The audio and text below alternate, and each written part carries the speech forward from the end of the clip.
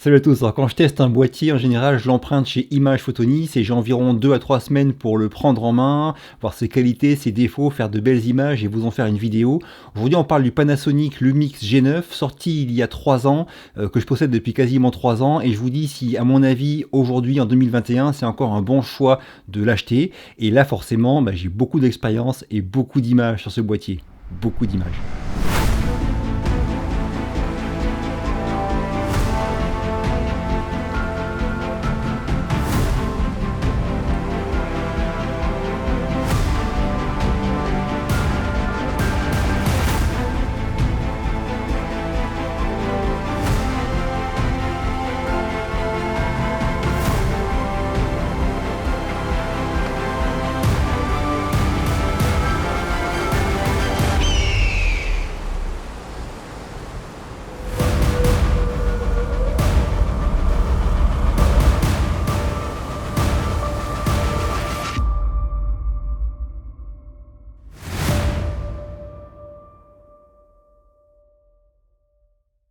Alors je vais afficher un petit sommaire ici à l'écran pour que vous puissiez aller vers les parties qui vous intéressent directement. Je ne parlerai pas en détail de toutes ces caractéristiques techniques, je vais aller à l'essentiel, vers les points forts du boîtier qui font que je l'ai encore aujourd'hui, et aussi ses limites, ses points faibles. Mon but, c'est qu'à la fin de la vidéo, vous sachiez si ça vaut le coup de l'acheter pour vous, selon vos besoins, vos envies, votre budget. C'est parti. Alors quand on parle Panasonic, ce qui revient souvent, c'est le mot autofocus.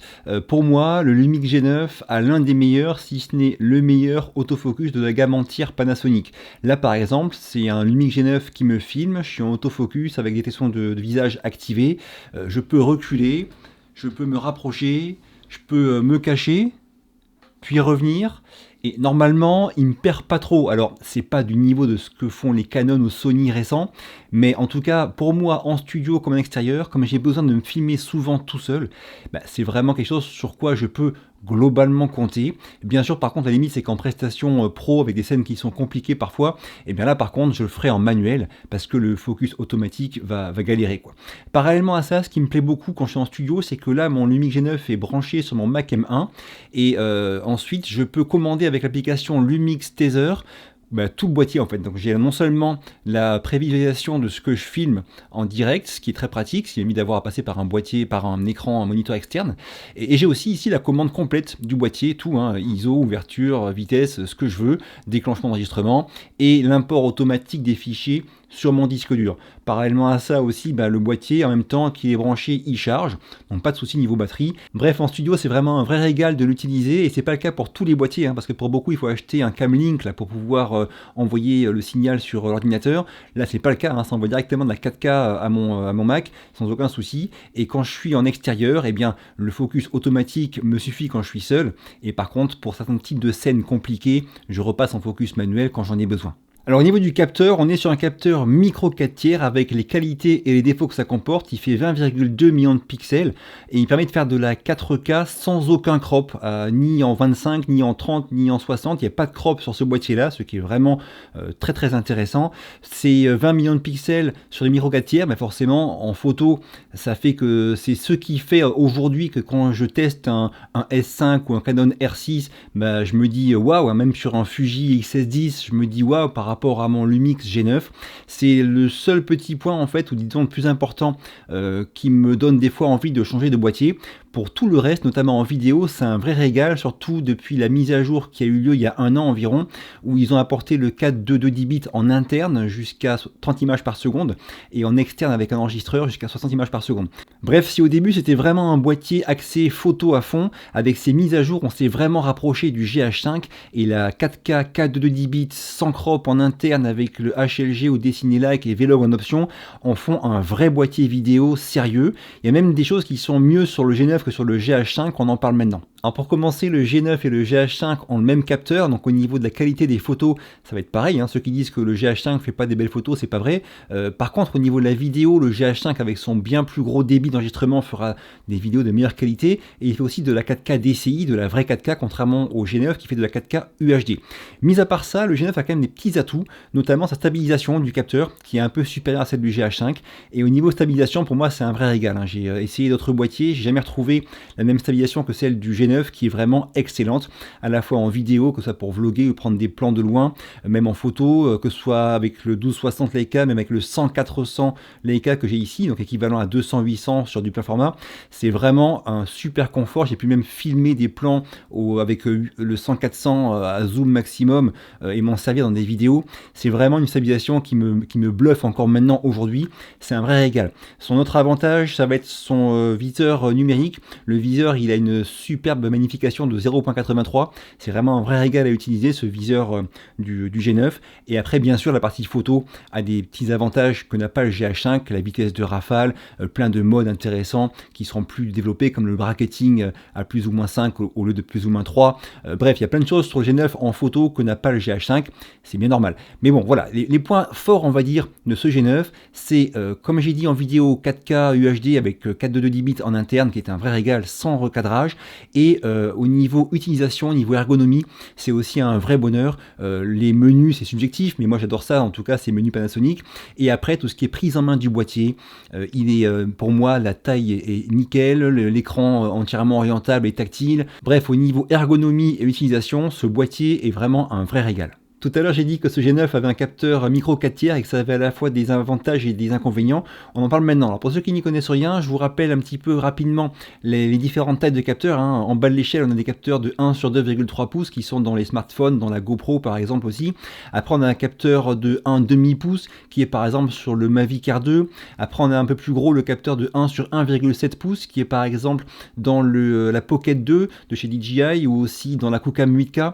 Après, on a les capteurs de 1 pouce qui sont sur par exemple pas mal de compacts experts comme le Sony ZV-1 qui sont aussi sur la One Air par exemple. Et après on monte sur des capteurs micro 4 tiers comme dans ce G9, comme dans le GH5, comme dans comme dans tous les Olympus. C'est des capteurs qui sont pour des boîtiers petits, mais par rapport à d'autres caméras que vous avez comme smartphone ou quoi, qui sont déjà beaucoup plus gros. Encore au-dessus, on a des capteurs APS-C, et encore au-dessus, des capteurs plein format, et encore au-dessus, des capteurs moyen format. Donc voilà, ces capteurs micro 4 tiers, quand on les compare à des capteurs de vrais boîtiers, donc APS-C ou plein format, eh bien, ils ont l'inconvénient d'avoir des plus petits pixels, en fait, et donc de prendre moins de lumière. Donc ce sont des capteurs qui sont souvent moins bons dans les basses lumières, et aussi qui permettent de faire moins de bokeh, ce flou qu'il peut y avoir avant ou après un sujet. Donc voilà pour les défauts de ces capteurs micro 4 tiers, et c'est vrai qu'on voit la différence quand on passe sur un capteur plein format comme celui du Lumix S5 ou du Canon R6 par exemple, forcément on voit une différence, mais ça n'a pas que des avantages, ça a aussi des inconvénients. D'une part au niveau concrètement quand on veut mettre au point sur une toute petite zone très très fine parce qu'il y a beaucoup de bokeh, la mise au point manuelle elle est plus délicate, ça s'apprend, ça se travaille, mais bon ça c'est un détail. Et surtout le vrai gros défaut, c'est qu'au niveau des différents objectifs, ça n'a rien à voir. Là, on peut avoir des cailloux objectifs qui sont beaucoup moins chers et beaucoup moins encombrants. Moi, avec mon Lumix G9, j'ai le 12-60 de chez Leica qui ouvre à 2.8 et ici le 100-400. Donc 100-400 par rapport au crop factor, ça veut dire que sur un équivalent plein format, c'est un 200-800. Donc ça, là, quand je le zoome à fond, ça équivaut à un 800 mm plein format. Je ne sais pas si vous voyez la taille que font des téléobjectifs 800 mm plein format, mais c'est un bazooka. Ça, c'est vraiment très très petit et beaucoup moins cher que son équivalent en plein format, et c'est vraiment un vrai régal d'avoir ça. Ce 100-400, j'ai pu l'amener partout, que ce soit en vacances au Canada, que ce soit en balade en montagne, il rentre dans mon sac facilement, et ce serait pas le cas d'un équivalent plein format. Donc ça, c'est vraiment l'un des gros avantages des capteurs micro 4 tiers, c'est que le parc d'objectifs, il est beaucoup moins cher et beaucoup moins lourd et volumineux. Il y a aussi plein de points qui sont super intéressants pour moi. Déjà niveau autonomie, je trouve qu'il tient bien la route. J'ai 2 lecteurs de carte SD, j'ai la connexion HDMI pleine, j'ai encore une fois cette possibilité de le brancher à mon ordinateur pour m'en servir en le commandant à distance. La connexion Wi-Fi sur smartphone, elle est aussi top. Je peux à la fois télécharger les photos sur smartphone, mais aussi contrôler le boîtier à distance. J'ai prise casque, prise micro. Bref, au niveau ergonomie, il n'y a rien à dire. Au niveau qualité de fabrication, c'est du béton. C'est vraiment un très bon boîtier. Alors si je résume, en ce qui me concerne, ce boîtier, je peux l'emmener partout, il est tropicalisé, j'ai aucun souci avec. Niveau objectif, c'est pareil, je peux emmener mon 100-400 et mon 12-60 où que j'aille. Ce boîtier, il a une stabilisation qui est excellente, si ce n'est la meilleure. J'en suis vraiment ravi. Au niveau des photos, oui, j'avoue que quand je teste des pleins formats ou d'autres styles de boîtier, même un Fuji APS-C, ça me fait plus l'effet waouh, et j'ai plus trop avec le G9. Mais dans les faits, j'arrive à produire du contenu de qualité en termes de photographie et aussi à en vendre. Donc c'est pas vraiment une limite, on va dire, qui est super gênante aujourd'hui, même si ça me ferait rêver d'avoir mieux. En termes de vidéo, par contre, là, moi, je me régale, hein, j'ai pas besoin de beaucoup plus que ce que le G9 ne me propose, à la fois en studio et en extérieur et aussi en prestation. Bref, aujourd'hui, franchement, si je veux autre chose, c'est plus du domaine de la lubie, du caprice. Bien sûr, avec mieux, je ferais peut-être mieux. Quand j'ai eu en test le Canon R6, je me suis régalé. J'ai vraiment retrouvé une envie de prendre des photos et de filmer que des fois je perds un peu par habitude du G9 parce que le R6 avait une qualité largement supérieure. C'est pareil avec le S5. Alors évidemment, je serais ravi d'avoir un R6 ou un S5 ou un 7S3 ou n'importe quoi qui fait de meilleures images que mon G9 dans des conditions données, mais concrètement, dans les faits, en ai-je vraiment besoin ? J'en suis pas si sûr que ça. C'est pour ça que je repousse depuis des mois et des mois l'achat d'un boîtier parce que j'ai peur que ce soit juste un caprice et que dans les faits, ce G9 me convient tout à fait aujourd'hui. Alors dans votre cas, voyez-vous selon vos besoins, vos envies, mais concrètement, je pense vraiment que ce boîtier, vu que son prix aussi a baissé, on trouve maintenant à moins de 1600 € en pack en kit avec ce 1260 Leica, ça reste pour moi une très bonne option parce que mettre 500 € de plus pour avoir le S5, c'est à vous de voir si ça vaut le coup, mais vous allez perdre des choses, vous allez perdre la stabilisation et différentes d'autres choses que ce G9 a et que le S5 n'a pas, et tout ça au profit d'un plus grand capteur. Donc ça à vous de voir si ça vaut le coup, mais sachez en tout cas que vous soyez débutant ou non, ce G9 reste une solution tout à fait crédible en 2021 à mon avis. Dites-moi en commentaire ce que vous en pensez. Moi j'ai fini pour aujourd'hui. Si ça vous a plu, un petit pouce bleu, pensez à vous abonner, ça m'aide beaucoup.